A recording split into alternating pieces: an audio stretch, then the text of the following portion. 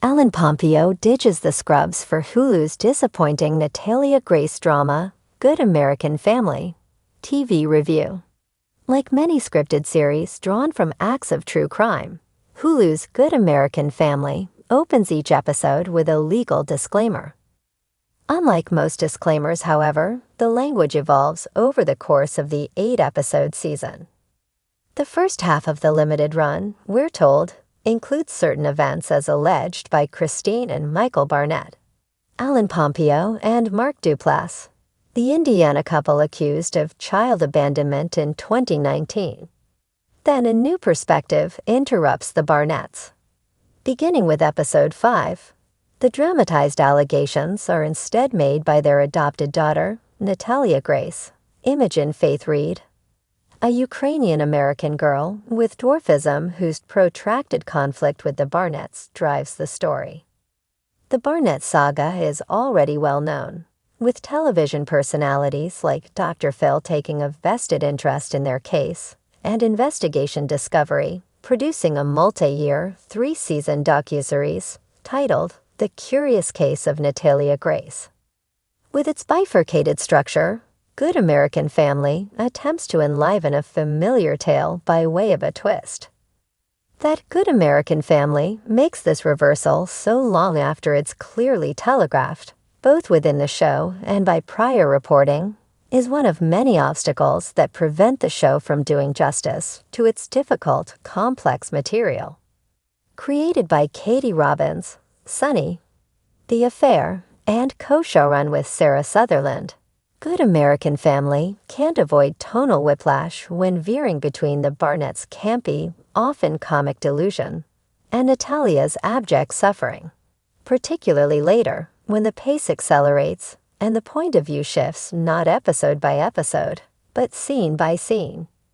And these are just the internal contradictions. When the external reality of Natalia's life inevitably intrudes, Good American Family buckles under the weight. Even as the whole disappoints, however, Good American Family stands out in parts. There's just enough harrowing sorrow, eye-popping oddity in acting. Whether good or hammy, there's undeniably a lot of it, to make for a transfixing watch. As with all true crime, with or without the gloss of prestige, you may not be locked in for the right reasons, but you also can't quite look away. Coming so late in the scripted true crime trend, after Love and Death, The Act, The Staircase, and countless more, Good American Family is distinguished by the presence of Pompeo. Taking on her first new role since Grey's Anatomy gave her a lifetime sinecure nearly 2 decades ago. Pompeo, also an executive producer, channels some of Meredith Grey's confidence and warmth into Christine, at least when we're seeing the character as she sees herself. A crusader for children in general and her autistic son, Jacob, alias Dahlman, in particular. The show opens with Christine's arrest for abandoning one child while she's at a speaking gig bragging about her advocacy for the other. So it's apparent from the jump that Christine's hypocrisy and blindness are very much the point. Still, Pompeo only really gets to push against her entrenched star persona in the series' latter half, where she goes full mommy dearest. That is, if Faye Dunaway swapped her Joan Crawford eyebrows for an atrocious blonde wig. Christine is so wedded to her self-image as a saintly caretaker that she doesn't blink twice or ask questions when an adoption agency cold calls to say a child in need has just 24 hours to find a home. What follows is 4 episodes of what one character calls horror movie stuff. Quite literally, once Christine latches on to the 2009 film Orphan to explain Natalia's behavioral issues. Stuffed animals are dismembered with knives and cleaning spray ends up in coffee, all while Circuit City manager Michael plays the clueless dope. It's all over the top even before Christine concludes the only possible explanation is that Natalia is secretly an adult who's conning them out of money for her medical fees, then leaves her to fend for herself in a rundown apartment. 4 episodes is far too much time to spend on an account we later learn is not just unreliable, but likely fictitious. This focus crowds out some essential elements. The flawed legal process by which Natalia was deemed a legal adult, a crucial sticking point later on, is hand-waved in a montage, while foregrounding Christine's version of events means we don't get much insight into her actual pathology besides some allusions to an abusive childhood of her own.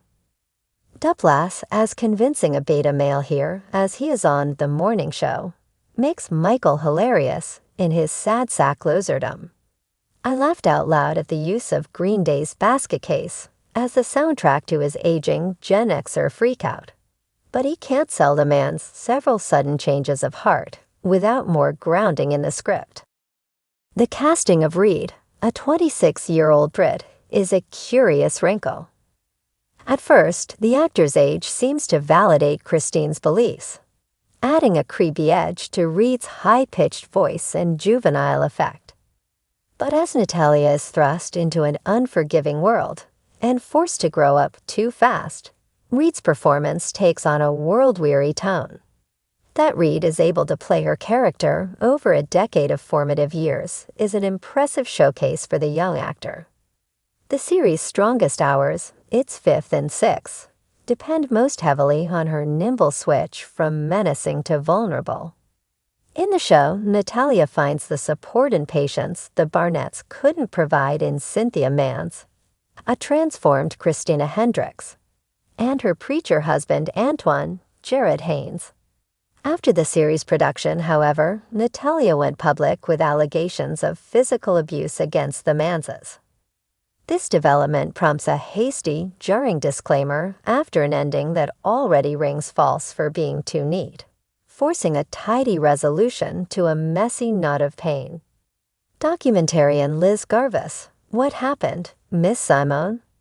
Directed multiple episodes of Good American Family, one of several moves that signal the series' proximity to actual events. But a blurred line between fiction and truth can be a double-edged sword. A newsy peg can certainly attract interest, yet flesh and blood people who continue to live their lives after the cameras stop rolling tend to stubbornly resist clean conclusions. After nearly 2 decades as the heart and soul of Grey's Anatomy, Ellen Pompeo traded her scrubs for something far more sinister in Hulu's new psychological drama, Good American Family, loosely inspired by the bizarre true story of Natalia Grace. But while the premise promises a chilling descent into suburban paranoia and adoptive betrayal, what viewers are left with is a tonal jumble that neither thrills nor satisfies. Pompeo may have left the oar, but this series flatlines before it ever gets off the gurney. Let's be clear, the raw material is there. The real-life case of Natalia Grace, an adopted Ukrainian orphan whose age and identity were questioned by her American parents, has fascinated and horrified true crime junkies since it first hit headlines. The ambiguity of the case, the back and forth between victimhood and villainy, and the grotesque fallout involving the Barnett family created a fertile ground for a psychological exploration of truth, trust, and the American obsession with appearances. Hulu's Good American Family, however, takes that story and tries to shape it into prestige TV with more style than substance.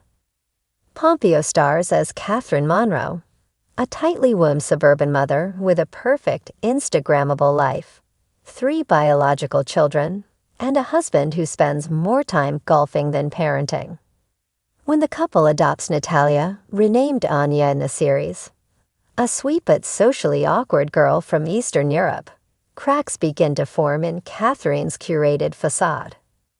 Pompeo's Catherine is elegant, haunted, and just unhinged enough to keep you watching for a while.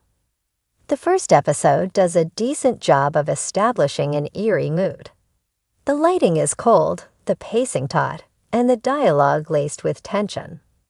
Anya, played by newcomer Zara Novak, is equal parts endearing and unsettling, And director Marisa Reyes leans hard into horror tropes, lingering shots of dolls, creepy lullabies, and unnaturally quiet staircases. But by episode 3, the show begins to lose its grip on its own narrative. Instead of digging into the emotional complexity of trauma, it veers into the sensational.